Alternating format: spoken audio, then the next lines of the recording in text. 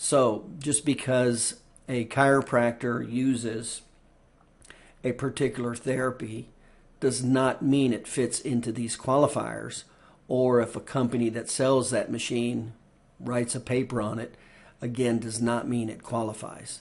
So the real factors, the three big ones, the first big one is, has it been in a peer-reviewed journal? That's the big one right there. Has it been qualified in a peer-reviewed journal? That's the big one. Another common one, is it commonly used in hospitals, or is it common within the medical field? Now you notice it says medical field there.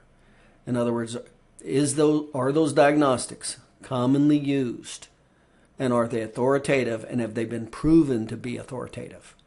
That's whether or not it's going to be junk science. Now, in chiropractic, there's several aspects to junk science.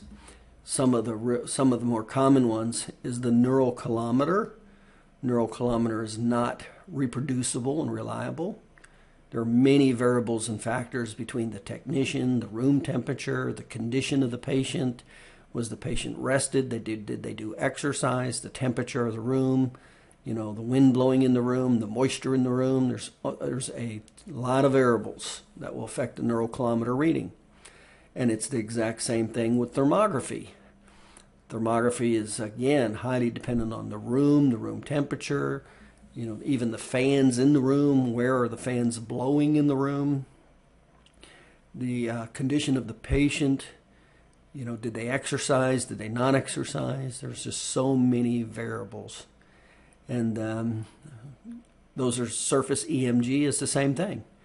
Surface EMG is not, I'm talking about surface EMG, is not peer reviewed. There's just too many variables with surface EMG, the conductivity, the surface of the skin, the hairs, the moisture, the technician themselves that's applying it, the location. I mean, there's just so many variables. That's why they're not peer reviewed. But those are three of the most common ones that chiropractors use that are not peer reviewed. In other words, it's junk science. And again, when you use junk science, that's when if you get called out with junk science, it'll destroy your whole testimony. That using one piece of machine, if you have a good attorney, he'll take that one machine you did and he'll just show how everything else you do is not trustworthy.